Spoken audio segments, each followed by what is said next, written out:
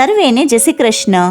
આજે આપણે જાણીશું મોક્ષદા એકાદશી વ્રત કરવાની વિધિ, વાર્તા અને મહાત્મ્ય.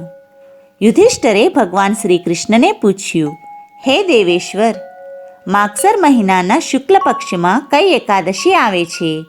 એની શું વિધિ છે અને એમાં કયા દેવતાનું પૂજન કરવામાં આવે છે? આ બધું મને યથાર્થ સ્વરૂપે જણાવો. ભગવાન શ્રી કૃષ્ણે કહ્યું, હે નૃપશ્રેષ્ઠ, માગસર મહિનાના શુક્લ પક્ષની એકાદશીનું નામ મોક્ષદા એકાદશી છે. એ બધા પાપોને હરણ કરનારી છે.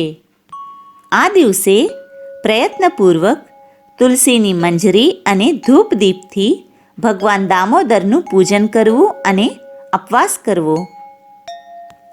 આ દિવસે ભગવાનની પ્રસન્નતા માટે રાત્રે નૃત્ય, ગીત અને સ્તુતિ દ્વારા પ્રાતઃકાળ સુધી જાગરણ કરવું જોઈએ. મોક્ષદા એકાદશી મોટા મોટા પાતકોનો નાશ કરનારી છે.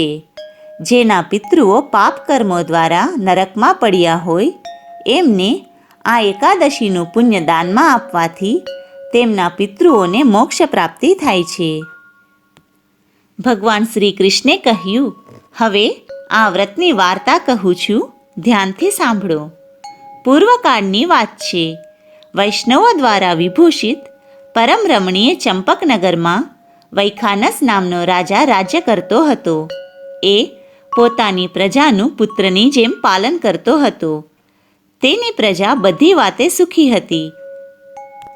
રાજાએ એક રાત્રે સ્વપ્નમાં પોતાના પિતાને નરકમાં પડેલા જોયા. એમને નરકમાં દુઃખ ભોગવતા જોઈને રાજાને મનમાં ખૂબ આશ્ચર્ય થયું અને તે ખૂબ જ વ્યાકુળ થઈ ગયા.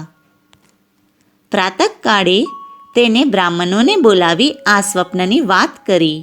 રાજા બોલ્યા, હે બ્રાહ્મણો, મેં મારા પિતાને નરકમાં પડેલા જોયા છે. તેઓ વારંવાર રડતા રડતા મને એવું કહી રહ્યા હતા કે, હે પુત્ર, હું અધોગતિ પામ્યો છું. આથી આ નરકરૂપી સમુદ્રમાંથી મારો ઉદ્ધાર કર.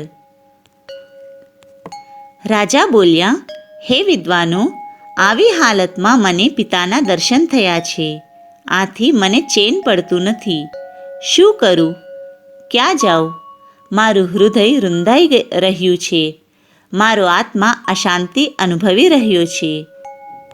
હવે મને એવો કોઈ વ્રત, તપ કે એવો કોઈ યોગ કહેવાની કૃપા કરો કે જેનાથી મારા પૂર્વજો તત્કાળ નરકમાંથી છુટકારો મેળવે.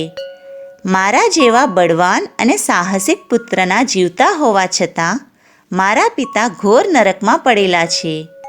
આવા પુત્રથી શો લાભ? રાજાની વાત સાંભળી વિદ્વાન બ્રાહ્મણો બોલ્યા, હે રાજન, અહીંથી નજીકમાં જ પર્વત મુનિનો ભવ્ય આશ્રમ છે. એ મુનિ ભૂતકાળ અને ભવિષ્યકાળના પણ જ્ઞાતા છે. તમે એમની પાસે જાઓ, એ તમને સાચો ઉપાય બતાવશે.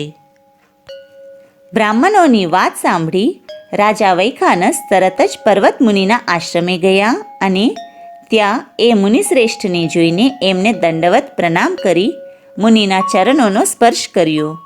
મુનિએ પણ રાજાને રાજ્યના 7 અંગોની કુશળતા પૂછી. રાજા બોલ્યા, હે સ્વામી, આપની કૃપાથી મારા રાજ્યના 7 અંગો સકુશળ છે, પરંતુ મારું મન ઘણું જ અશાંત છે. મેં સ્વપ્નમાં જોયું કે મારા પિતા નરકમાં પડ્યા છે. આથી હું ઘણું જ દુઃખ અનુભવી રહ્યો છું. આથી મને આપ જણાવો કે કયા પુણ્યના પ્રભાવથી મારા પિતાનો નરકમાંથી છુટકારો થાય. રાજાની વાત સાંભળીને મુનિશ્રેષ્ઠ પર્વત એક મુહૂર્ત સુધી ધ્યાનસ્થ રહ્યા. ત્યારબાદ આંખો ખોલી એમને રાજાને કહ્યું, હે મહારાજ, મારા યોગબળના પ્રભાવથી મને તમારા પિતાજીના કુકર્મોની માહિતી મળી છે. તમારા પિતાએ ઘણા અધર્મ કર્મો કર્યા છે. પૂર્વજન્મમાં તમારા પિતાને 2 પત્નીઓ હતી. બંને પ્રત્યે સમાન ભાવ રાખવાને બદલે તે ખૂબ જ ભેદભાવ રાખતા અને જે તેની માનીતી પત્ની હતી તેની માંગણીઓ સ્વીકારતા અને બીજી પત્નીની વાતોને લક્ષ્ય લેતા જ નહીં, તેઓ આ પાપનું ફળ ભોગવી રહ્યા છે. મુનિએ રાજાને કહ્યું, હે રાજન, માગસર મહિનાના શુક્લ પક્ષમાં જે મોક્ષદા નામની એકાદશી આવે છે એનું તમે વ્રત કરો અને એનું પુણ્ય તમારા પિતાને અર્પણ કરો. એ પુણ્યના પ્રભાવથી નરકમાંથી એમને છુટકારો મળશે.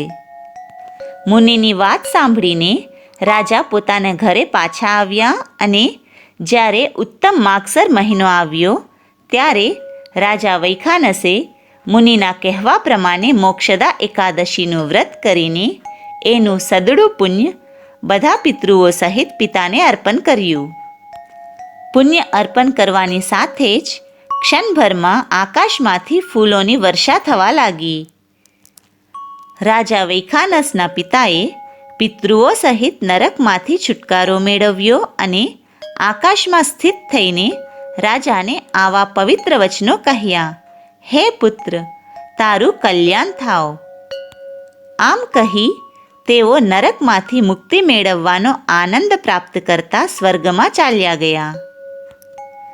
ભગવાન શ્રી કૃષ્ણ કહે છે, હે યુધિષ્ઠર, આ પ્રમાણે કલ્યાણમયી મોક્ષદા એકાદશીનું વ્રત જે કરે છે એના પાપો નષ્ટ થઈ જાય છે અને રાત્રે જાગરણ કરવાથી પોતાનો, પોતાના કુટુંબનો તેમજ પોતાના બધા જ પિતૃઓનો મોક્ષ થઈ જાય છે.